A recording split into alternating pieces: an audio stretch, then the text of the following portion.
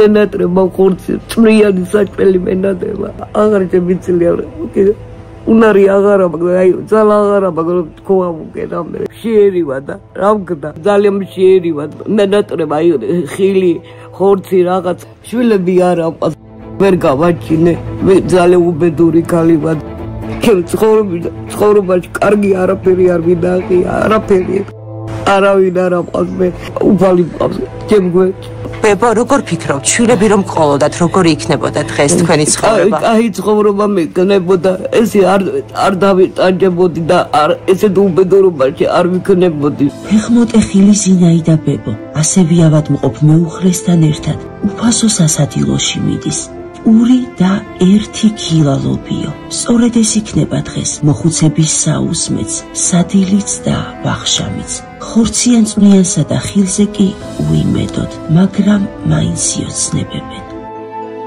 საბრალო ბებო კიბიდან დაგორდა და ფეხი მოიტეხა საშინელით კივილების ტანჯავს ღმერთო როგორ გაუმწარდა სიცოცხლის უკანასკნელი წლები ამ ღვთისნიერ მოხუცს თბილისის ერთ-ერთ ძველუბანში, საერთო საცხოვრებელში, ყველასგან მიტოვებული ბებია და ბაბუა ცხოვრობს.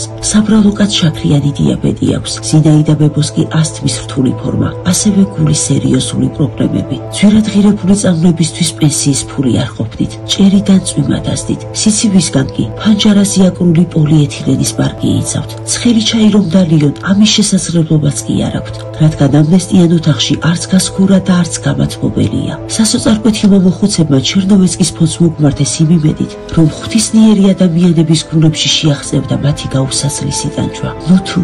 ნუ თუ ეს უკანასკნელი იმედიც გაუცრუვდებათ, ნუ თუ ცივსამარეში ჩაიტანენ იმედგაცრუების საშინელ ტკივილს. გადარიცხეთ ნებისმიერი თანხა ჩერნოვეცკის ფონდის ოფიციალური საიტის მეშვეობით.